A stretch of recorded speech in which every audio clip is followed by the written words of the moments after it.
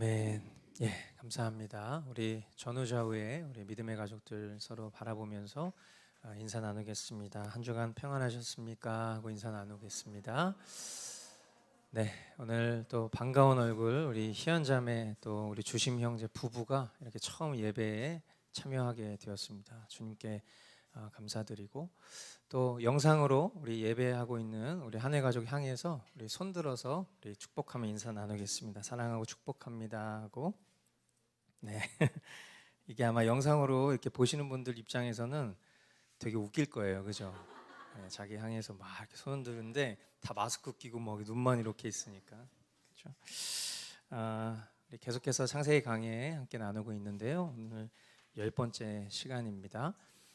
주님께서는 가인에게 표를 찍어 주셔서라는 그런 제목의 말씀 가지고 창세기 4장 8절부터 18절까지 말씀 보도록 하겠습니다.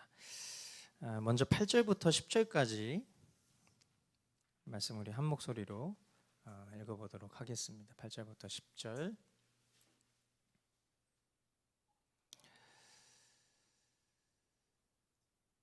네, 같이 읽겠습니다. 시작. 가인이 아우 아벨에게 말하였다. 우리 들로 나가자. 그들이 들에 있을 때에 가인이 그의 아우 아벨을 쳐 죽였다. 주님께서 가인에게 물으셨다. 너의 아우 아벨이 어디에 있느냐? 그가 대답하였다. 모릅니다. 제가 아우를 지키는 사람입니까? 주님께서 말씀하셨다. 내가 무슨 일을 저질렀느냐? 너의 아우의 피가 땅에서 나에게 울부짖는다. 아멘. 하나님께서는 가인에게 경고를 하신 바가 있어요. 우리가 지난 시간에 봤었던 바로 그 앞에 7절 말씀에 보면 7절에 뭐라고 얘기하고 계시냐면 네가 올바르지 못한 일을 하였다면 어찌하여 얼굴빛이 달라지느냐? 네가 올바르지 못한 일을 하였으니 죄가 너의 문에 도사리고 앉아서 너를 지배하려고 한다. 너는 그 죄를 잘 다스려야 한다. 이렇게 하나님께서 경고를 하셨어요. 그러니까 우리가 이제 이 말씀을 통해서도 생각해 볼 수 있듯이 우리가 어떤 죄를 지을 때 물론 저와 여러분들은 완전 성화, 우리가 완전히 죄를 짓지 않고 살아갈 수 있는 존재가 아니죠. 예수 그리스도께서 다시 오셔서 우리가 영광스러운 그 영화의 몸을 입기 전까지는 우리는 성화의 과정을 밟아가고 있는 중이기 때문에 비록 우리의 존재가 하나님 편에서는 완전히 의로운 자로 역임을 받고 있지만 우리의 행실은 때때로는 우리가 죄 가운데 넘어질 때가 있어요.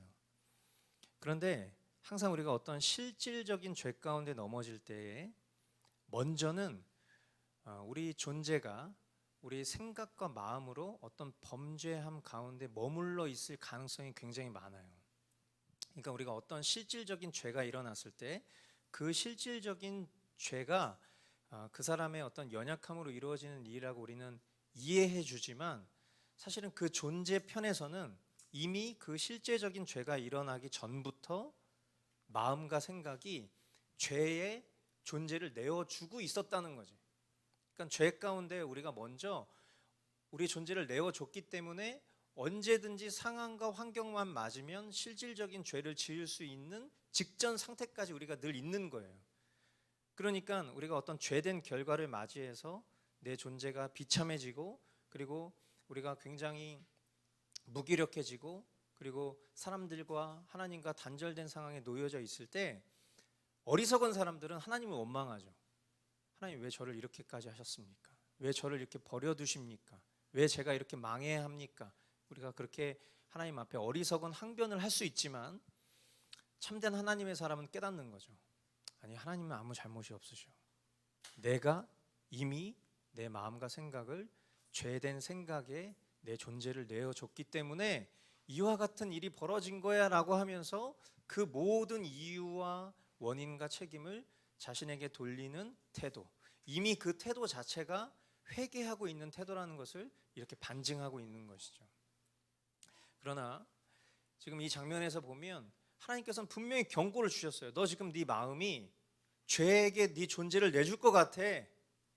그러니까 조심해야 돼. 너 지금 당장 무슨 일이라도 저지를 것 같아. 하나님께서 이렇게 직접적인 경고를 가인에게 던지셨지만 그 경고를 무시했죠. 그리고 기어코 아벨을 들판으로 데리고 나가서 죽이기까지, 실질적인 살인이라는 범죄를 저지르기까지, 이미 그 전에 마음의 생각에 저 새끼 저거 죽여야 돼. 저놈이 지금 하나님을 향한 내 마음을 지금 저 녀석이 다 인터셉트 해가지고 지금 내가 하나님 앞에 아주 못 살겠어. 저 새끼 죽여야 돼. 이런 마음이 그 마음 가운데 있었던 거예요. 근데 그 죄된 생각에 존재를 내어줘서 결국에는 살인에 이르기까지 만드는 그 일, 누구 책임이에요? 가인 책임. 하나님 아무 잘못이 없으시죠. 하나님이 그렇게 하신 게 아니에요. 그 존재가 그렇게 한 거죠. 인류 최초의 살인사건은 이렇게 죄된 생각과 마음에 자신의 존재를 내어준 가인의 책임에 의한 비참한 결과로 드러나게 되는 것.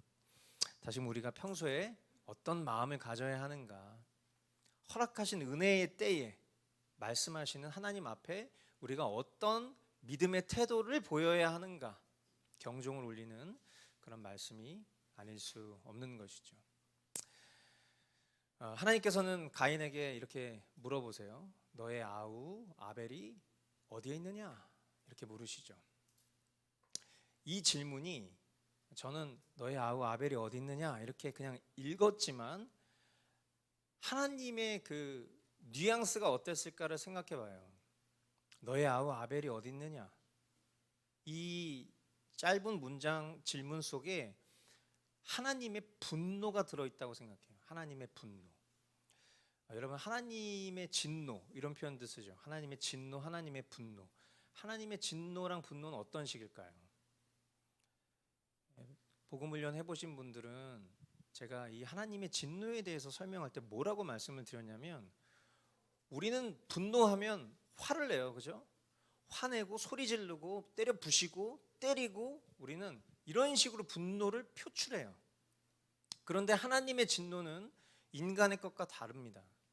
하나님의 진노는 신학적으로 이렇게 정의를 해볼 수 있는데 뭐냐면, 온 우주적 정의가 거절된 상태, 이렇게 표현해요. 그러니까 하나님의 진노가 뭐냐? 온 우주라고 하면 피조세계죠. 하나님이 창조하신 피조세계란 말이에요. 근데 그 하나님의 피조세계가 하나님을 부정하고 있는 상태라는 거예요. 다른 말로 얘기하면 이것을 유기된 상태, 이렇게 표현하는 거예요. 하나님의 진노는 한마디로 뭐냐? 유기된 상태, 즉 하나님이 안 계신 상태예요. 여러분, 하나님이 안 계실 수 있습니까? 하나님은 안 계신 곳이 없죠. 무소부재하시다 이렇게 표현하잖아요. 하나님은 안 계신 곳이 없는데 하나님이 안 계신 상태라는 게 얼마나 끔찍한 상태인지 보여주는 거죠. 하나님의 분노라는 게 이런 거예요. 하나님 없는 거예요. 이 분노적인 하나님의 질문 앞에 가인이 뭐라고 대답하냐면, 모릅니다. 제가 아우를 지키는 사람입니까? 이렇게 대답을 하는 거예요. 몰라요. 제가 무슨 아벨 지키는 사람입니까? 이런 식으로 대답한 거예요, 지금. 하나님 앞에서 이 가인의 이 빈정되는 대답, 전지하신, 모든 걸 다 아시는 거죠. 하나님이 모르셔서 물어보는 게 아니에요. 아벨이 어딨니? 나 아무리 찾아봐도 안 보인다. 이런 뜻으로 물어보신 게 아니라 전지하신, 모든 것을 다 아시는 하나님이신데 질문한 거예요. 근데 그 앞에서 회개의 태도를 보이는 것이 아니라 빈정대는 대답. 더 나아가 하나님 모든 걸 다 아시는 하나님 앞에서 거짓말을 하고 있어요. 모릅니다. 그러니까 하나님을 하나님으로 여기지 않는 이 인간의 타락한 본성이 이 대답 안에 여실히 드러나는 것이죠. 아벨의 억울한 그 죽음을 목격한 목격자가 한 명도 없어요. 그죠? 그런데 이 모든 것을 다 보시고 심지어 그 마음의 내면도 아시는 하나님께서는요, 뭐라고 표현하시냐면, 그 아벨의 핏소리가 울부짖는 것이 나에게 들린다, 이렇게 말씀하고 계세요. 아벨의 핏소리가 울부짖는 것이 나에게 들린다.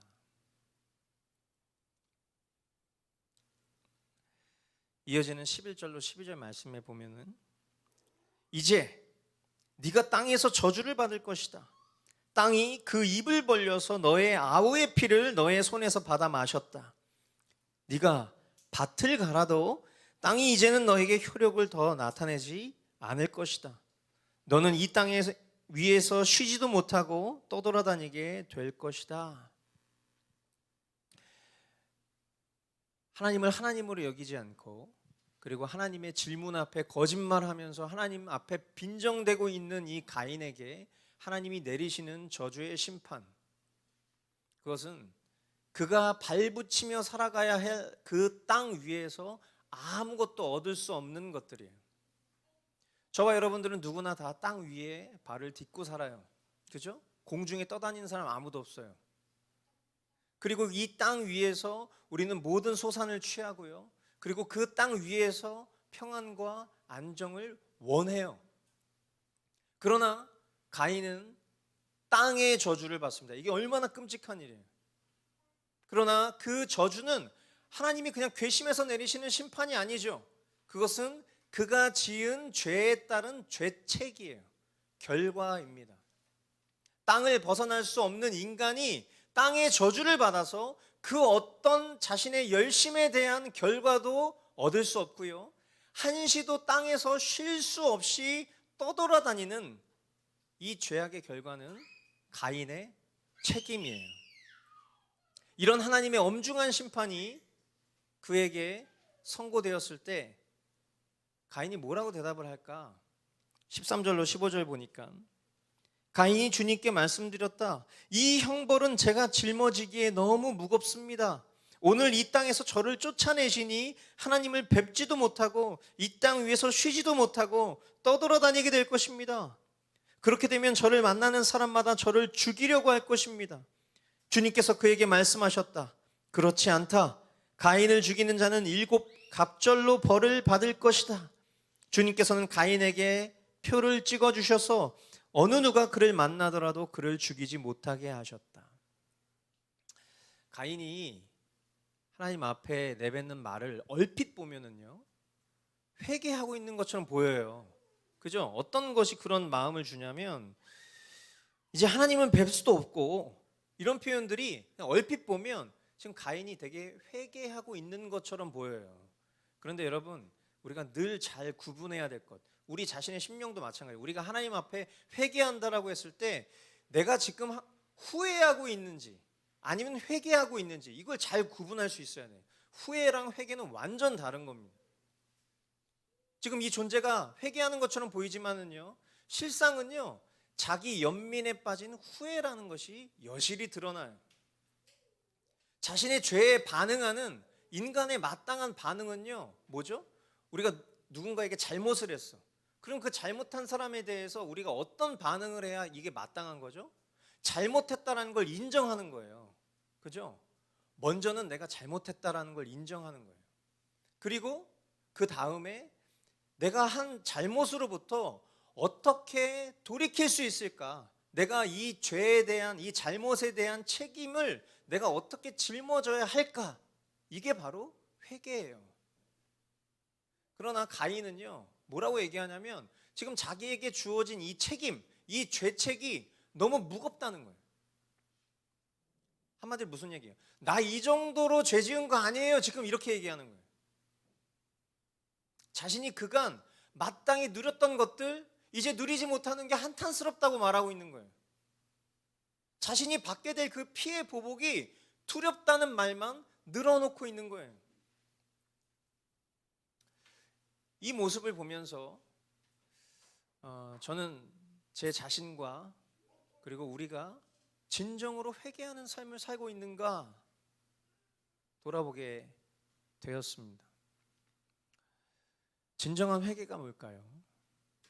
진정한 회개. 저는 그런 생각을 해봐요. 제 자신이 정말 회개를 하고 살아가고 있는가?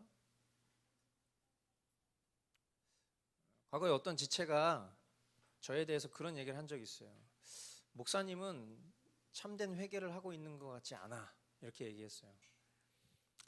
제가 그 얘기를 곱씹어서 계속 생각을 해보고 있어요. 왜 그 지체로 하여금 내가 회개하는 것처럼 보이지 않을까? 그냥 제 자신만 놓고 생각을 해봤을 때, 여러분도 이 말씀을 듣는 동안 여러분 자신이 내가 정말 하나님께 돌이키고 있는가라는 것들을 떠올리셔야 되겠지만, 그냥 저는 제 자신의 회개를 놓고 생각을 했을 때, 내 회개가 만약에 누군가에게 참된 회개로 보여지지 않는다면 나는 회개하고 있지 않았을 가능성이 많다라고 저는 생각해요. 이해가 되세요? 회개라는 건 반드시 생각과 마음으로만 하는 게 아니거든요. 내 삶에 그 회개의 명백한 열매들이 맺혀야 되는 게 당연하다고 생각해요. 물론 때로는 우리 자신이 연약하고 부족해서 내가 참된 회개의 삶을 살아가고 있는 중에도 우리는 또 범죄할 수 있고 그 속에서 실수할 수 있고 허접하고 연약한 모습을 비출 수 있어요. 그죠? 그런데 회개라는 건 분명히 방향성이 바뀌는 거예요. 그죠? 삶의 태도와 삶을 살아가는 그 방식과 그 모든 가치관들의 변화가 실질적이어야 된다는 거죠. 그랬을 때 누군가가 만약에 목사님 제대로 회개하고 있는 것 같지 않아요, 만약에 이렇게 얘기한다면 죄송합니다. 제가 더 회개하겠습니다. 제가 더 회개할 수 있도록 도와주십시오. 가르쳐 주십시오. 도와주십시오. 기도해 주십시오. 이렇게 말할 수 있어야 되는 게 진짜 회개하는 자의 태도라고 생각해요. 회개는 그 어떤 항변이 있으면 안 되는 거예요. 그래서 마틴 루터는 그런 표현을 썼어요. 사람은 일평생 회개하는 존재다. 그죠? 우리의 존재 자체가 하나님께 늘 벗어나고 싶어 하잖아요. 그죠? 여러분 늘 항상 하나님 편에 붙어 살아가고 계십니까? 그게 우리가 바라고 소망하는 바예요. 그렇게 살아야 되는 게 마땅한 거예요. 그러나 오늘도 우리가 찬양으로 고백하면서 하나님 앞에 아뢰지만 내가 정말 전심으로 하나님 앞에 돌아가고 있는가? 아버지여 나를 고쳐주십시오. 그렇게 우리가 주님 앞에 강청드리고 있는가? 나를 부르시는 그 예수 그리스도의 음성 앞에 오라고, 돌아오라고 그렇게 외치시는 그 주님의 음성 앞에 우리가 정말 주님 앞에 전심으로 나아가고 있는가?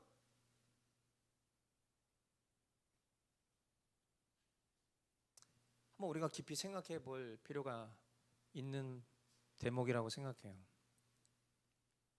내가 회개하는 것은요, 어떤 하나님의 결론과 상관없이 하나님께서 조건을 달고 너 이거 지키면 용서해 줄게 라든지, 아니면 나 그냥 무조건 너 용서하기로 결정했어 라든지, 이런 하나님의 결론과 상관없이 회개는요 항변이 없어야 돼.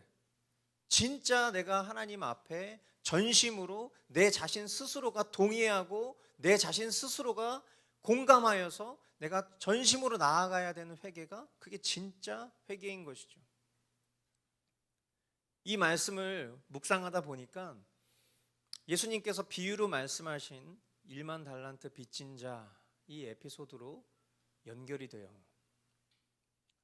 우리가 잘 아는 것처럼 이 1만 달란트 빚졌다라는 건 그냥 이것을 좀 유치하게 그냥 오늘날의 어떤 금액으로 환산하는 건 좀 전 유치한 일이라고 생각하지만, 1만 달란트 오늘날 어떤 그런 환율로 따지면 한 300억 정도 되는 거거든요.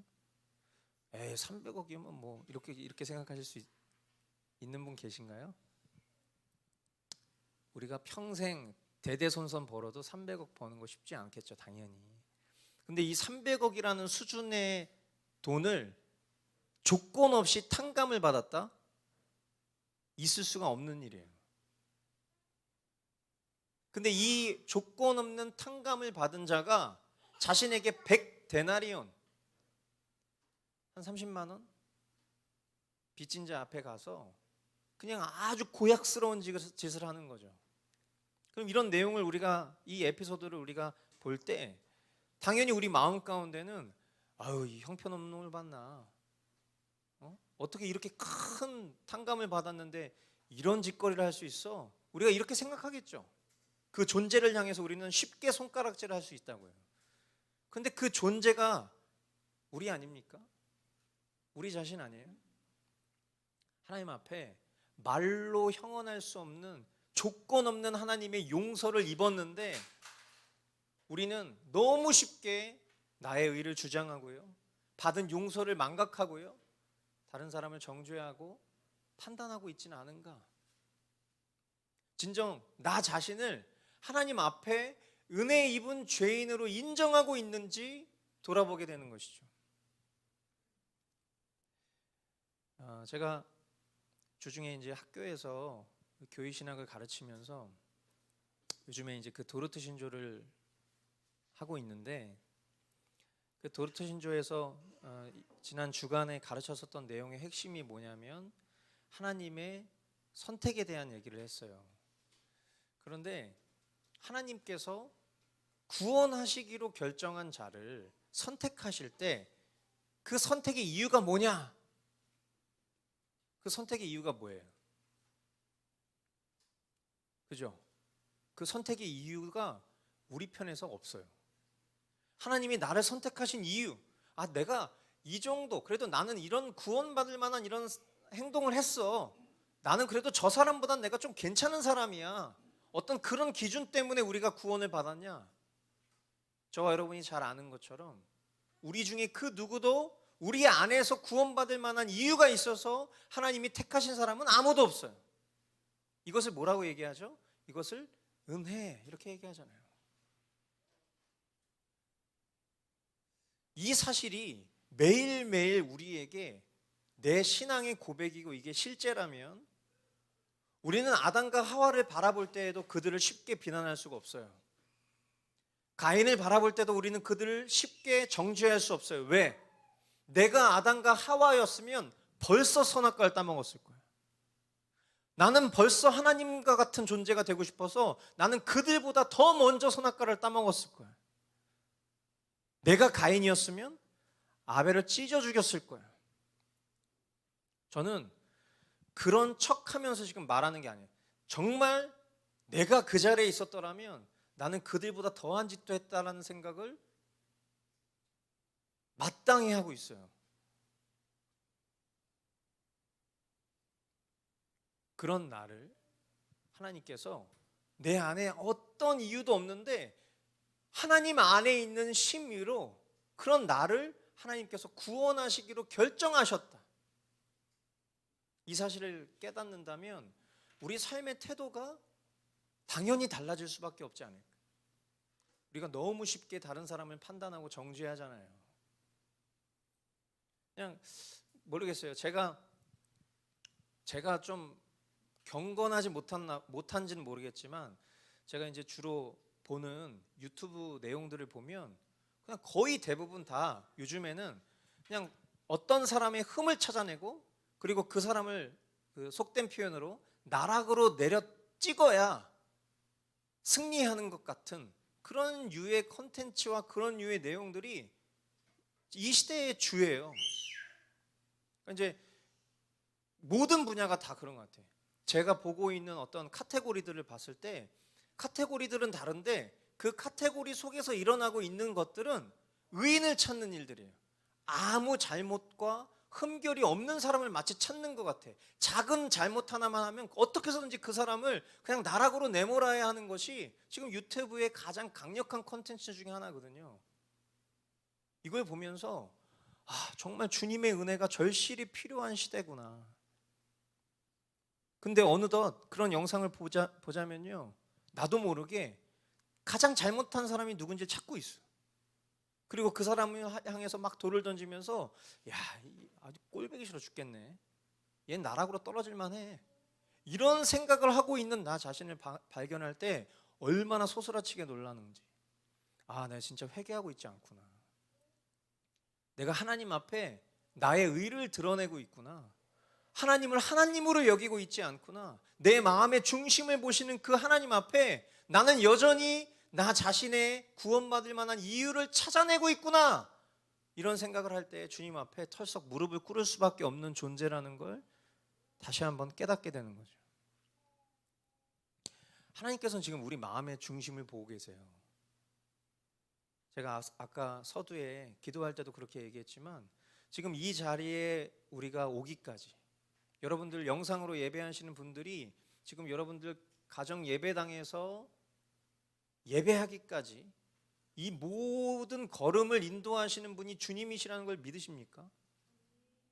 정말 그 주님이 나를 이 자리에 이끌어 주셨다는 걸 믿으세요? 그렇다면 지금 우리가 예배하고 있을 때 지금 내가 무슨 생각하고 있는지, 지금 내 마음에 뭐가 있는지 지금 주님이 그걸 다 들여다보신다는 얘기잖아요. 나를 인도하시는 분이 여기까지 나를 부르셨다면, 그 주님이 지금 나의 예배를 받고 계신다면 그 주님이 지금 내 마음을 들여다보신다는 거잖아요. 하나님 나를 어떻게 바라보실까 지금 한번 생각해 보세요. 그러면 우리는 자연스럽게 고개를 떨굴 수밖에 없어요. 하나님 앞에 다시금 내가 선 자리에서 내가 하나님 앞에 그 어떤 자격이 없음에도 불구하고 하나님 나를 은혜로 부르셨구나. 그리고 겸손히 그 주님께 돌이켜 주님의 은혜를 간구하는 자로, 예수 그리스도의 십자가로 도망치는 삶을 살아가기를 원하고 계시는구나. 그거 깨달을 수밖에 없을 거예요. 그것을 깨닫게 된다면 그것이 은혜고요.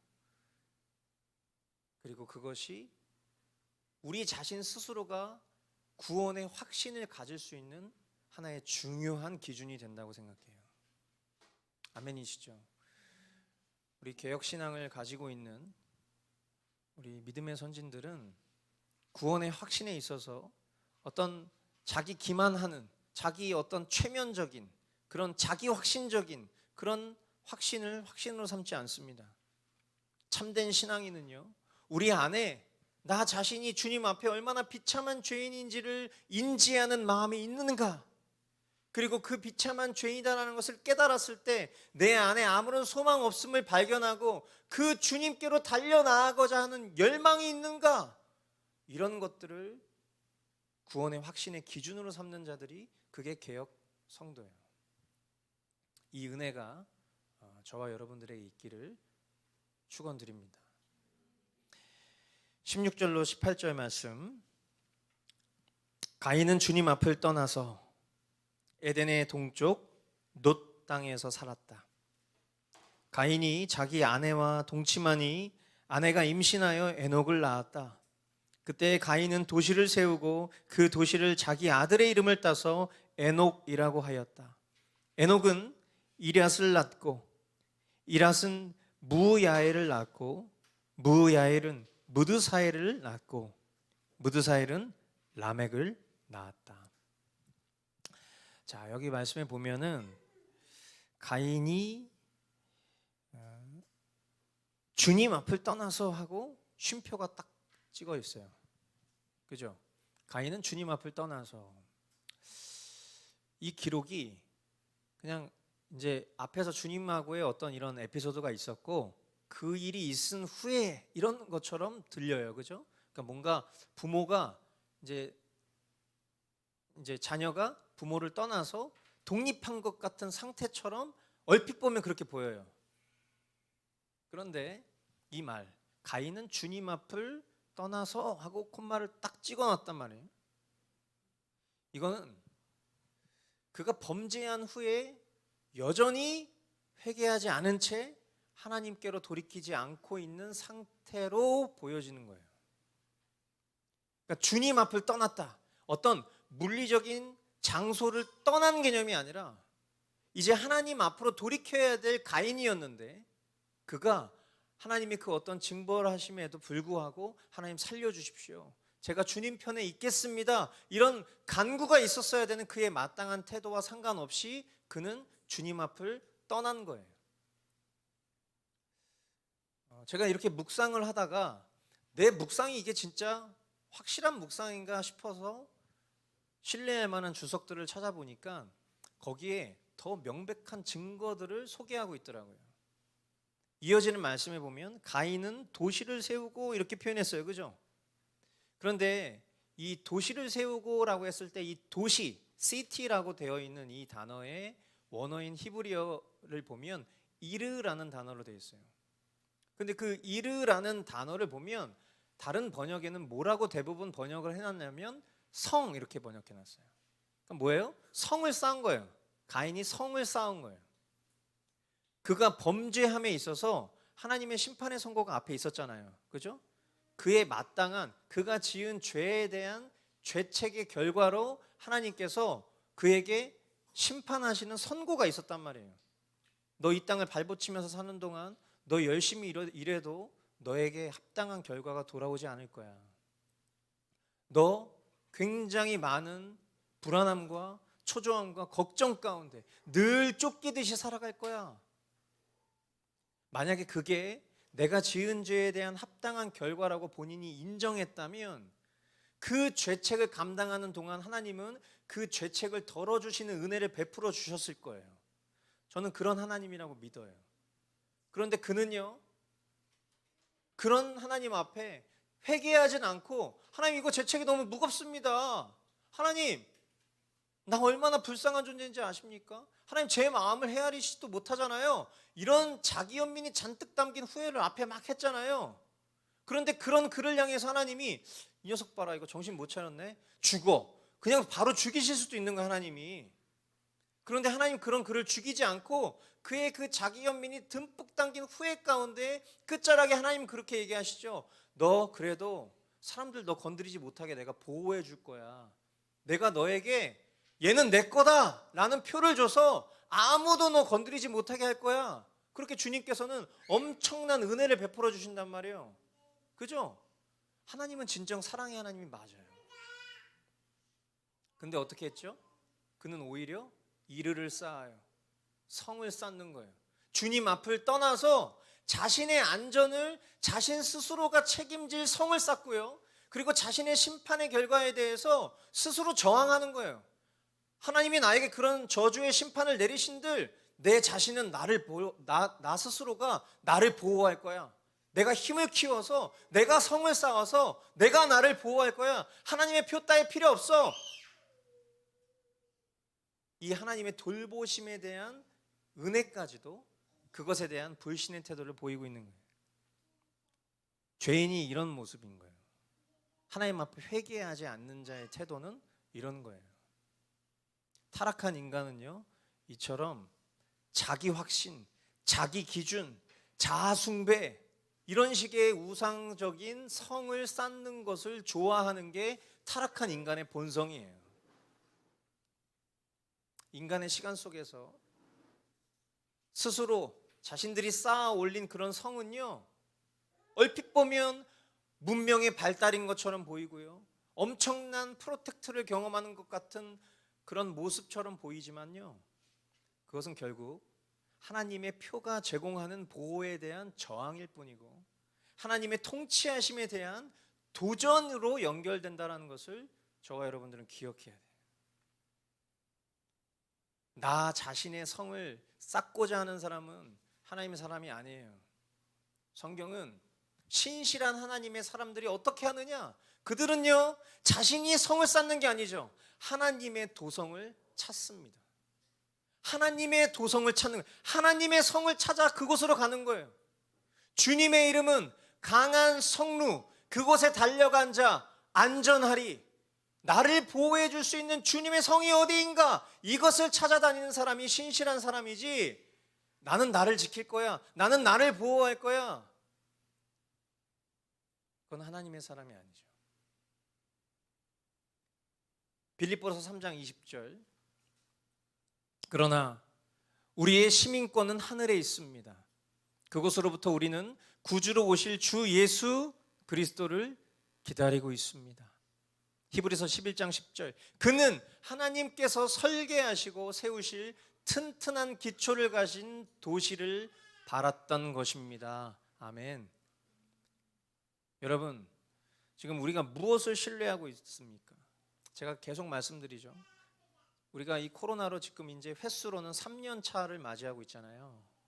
2019년에 발발했으니까 여전히 코로나는 멈출 것 같지 않은 기세로 온 세계를 위협하고 있어요. 하나님께서 우리에게 계속 말씀하고 계시는 거죠. 근데 누구도 하나님의 심판의 메시지 앞에 반응하고자 하지 않아요. 그 누구도 회개하려고 하지 않아요. 나 자신만 봐도 알아요. 여전히 하나님 앞에 나의 태도를 돌아보고 하나님께로 돌이키고자 하는 그런 삶을 살고 있는 게 아니에요. 메시지를 들을 때는 고개도 끄덕끄덕하게 되고 아멘하게 되고 후회하게도 되죠. 아, 이제 저 돌이켜야지. 더 이상 이렇게 살지 말아야지. 회개에 합당한 열매를 맺어야지. 그런 결단은 하지만 그 결단이 실제로 연결된 사람들이 별로 없는 거예요. 하나님이 두루 찾고 계신데 정말 이 코로나라는 메시지 앞에 하나님 앞에 엎드리는 자들, 죄를 뒤집어 쓰지는 못할지언정 내 안에 그 모든 대속을 이루신 예수 그리스도 앞에 나의 전 존재를 내어드리길 원하는 사람을 찾고 계신데 아무도 없어. 어떻게 하면 백신을 잘 맞을 수 있을까? 어떻게 하면 비말 차단하는 마스크를 잘 끼고 다닐 수 있을까? 우리는 이런 거에 대해서 굉장히 몰두하잖아요. 자기를 보호하는, 자기 스스로가 보호하는, 인간이 만들어낸 이런 성을 쌓는 걸 좋아하는 태도가 우리 안에 고스란히 있다고. 내가 내 안전을 책임지기 위해서 그렇게 노력하는 동안 내 영혼의 안전을 책임질 수 있는 그 하나님의 말씀 앞에는 우리는 왜 그렇게 더디게 돌이키는지, 왜 그 하나님 말씀 앞에는 우리가 나아오려 하지 않는지, 왜 내 안에 계신 성령님과 잠든 것처럼 살아가고 있는지, 이런 안전의 문제에 대해서는 그 누구도 심각하게 돌이키지 않는다. 정말 통탄한 일이라고 생각해요. 정말 통탄할 일이에요. 저는 우리 공동체가 그냥 명목상 기독교인들이 모여있는 공동체로 점점 그렇게 쇠퇴하는 모습을 보고 싶지가 않아요. 과거에 어떤 한 지체가 처음으로 우리 공동체 안에 떠난 지체가 있었는데 그 지체가 떠나면서 뭐라고 얘기했냐면 머스트 교회는 신학대학원 같아서 저는 떠났어요. 이렇게 얘기했어요. 무슨 말이에요? 나는 그냥 하나님의 말씀을 적당히 듣고 은혜 받고 싶은데 여긴 너무 성경을 가르쳐서 여기는 신학대학원 같아서 나는 떠날 거예요. 이렇게 얘기한 거잖아요. 그죠? 그 지체를 비난하는 게 아니에요. 제가 무슨 얘기를 하고 싶은 거냐면 교회는 하나님의 말씀을 배우는 곳이에요. 그리고 교회는 그 배운 바 말씀을 따라 순종하는 사람들의 증인을 보는 곳이 교회예요. 우리의 삶도 나날이 어제보다 오늘, 오늘보다 내일 더 예수 그리스도를 닮아가야 되는 게 우리 존재라면 교회 역시도 그런 열매들이 우리 삶 속에 보여져야 되는 게 진짜 아닙니까?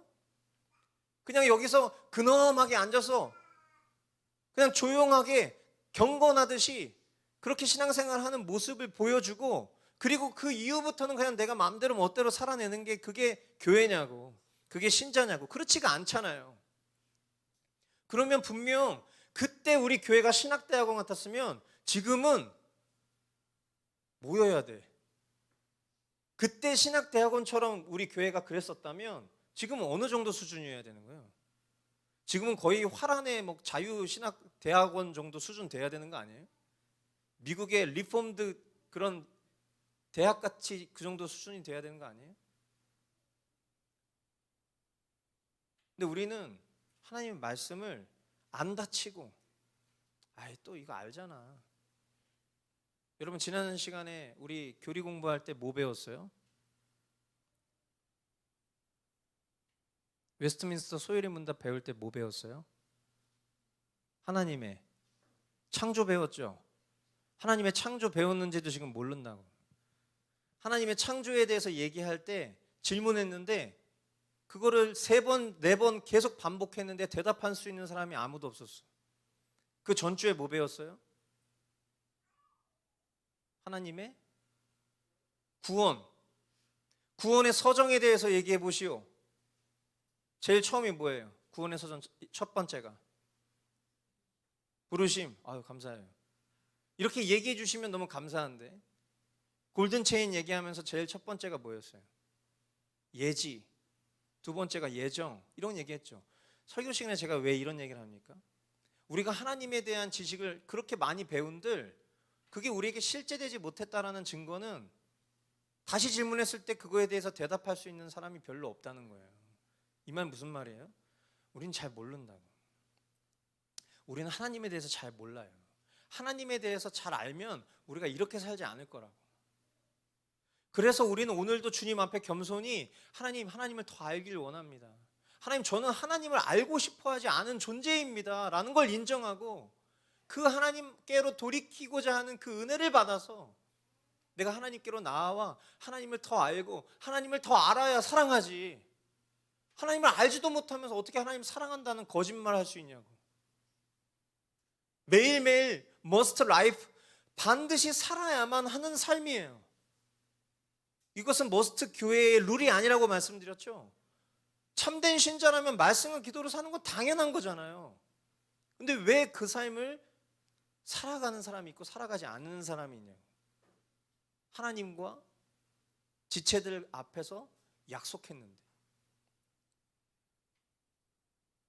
우리는 이런 모습을 바라보면서 애통할 수 있어야 돼.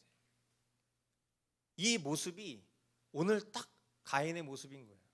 나 스스로가 내가 내 안전을 책임질 수 있다라고 여기는 그 태도.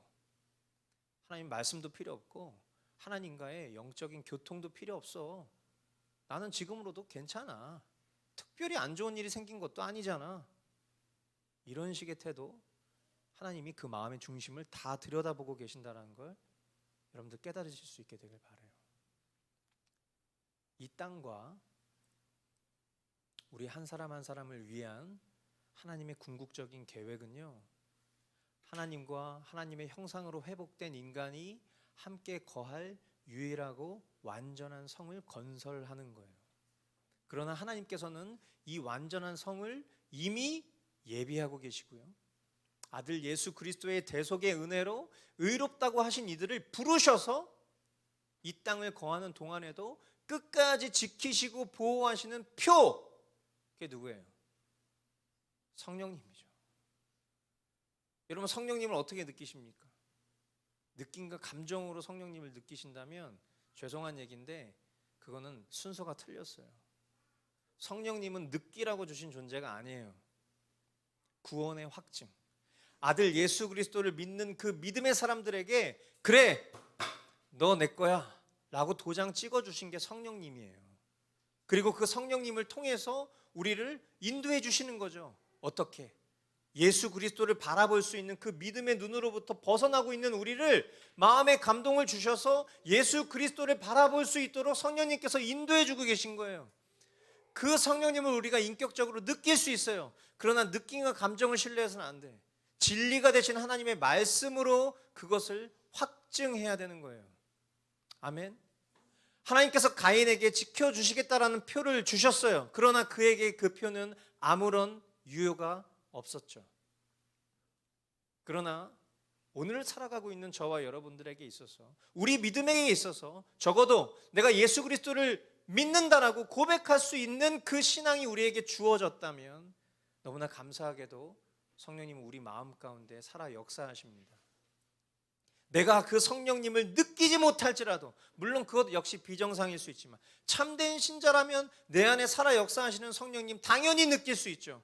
그러나 내가 그 주님을 깊이 느끼지 못할지라도 분명한 것은 그 구원의 날인이 되신 성령님은요, 결코 떠나시지 않아요. 나의 어떠함과 상관없이. 그리고 계속해서 우리 안에 살아 역사하셔서 우리로 하여금 하나님의 말씀에 순종할 수 있도록 인도해 주시겠죠. 사랑하는 성도 여러분, 오늘 우리는 이 가인의 범죄와 그리고 그가 범죄를 저지른 후에 어떤 태도를 보였는지에 대해서 살펴봤어요. 저와 여러분들은 모두 원죄, 즉 아담의 죄책과 죄성을 가지고 태어났죠. 그리고 거듭난 심자들 가운데에도 이 죄성은 안타깝게도 여전히 남아 있어요.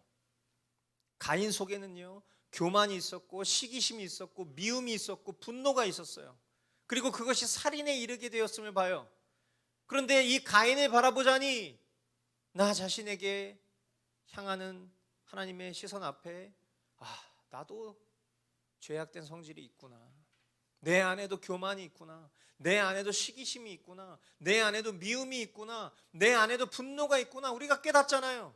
상황과 환경만 맞으면 언제든지 가윈처럼, 아니 그 이상으로도 범죄할 수 있는 그런 죄된 존재가 나라는 사실을 인정했을 때 얼마나 우리가 비참함을 느낍니까? 얼마나 우리의 존재에 형편없음을 느낍니까? 그러나 기독교의 복음은 거기서 끝나는 것이 아니죠. 하나님께서는 하나님의 백성을 그대로 내버려 두시지 않습니다. 그가 하나님께 머물 수 있도록 생명의 말씀으로 인도해 주시고요, 그가 범죄할 때 스스로 자신의 잘못을 토설하고 회개하고 잘못을 고하며 하나님의 긍휼하심 앞에 나아올 수 있게 하세요. 악인에게는 평안함이 없지만 회개하고 예수 그리스도로 살아가는 이들에게는요, 영생이 있고 또 의와 선을 행하는 자들에게 이 땅에서 풍성한 평강을 주시겠다 약속하셨습니다.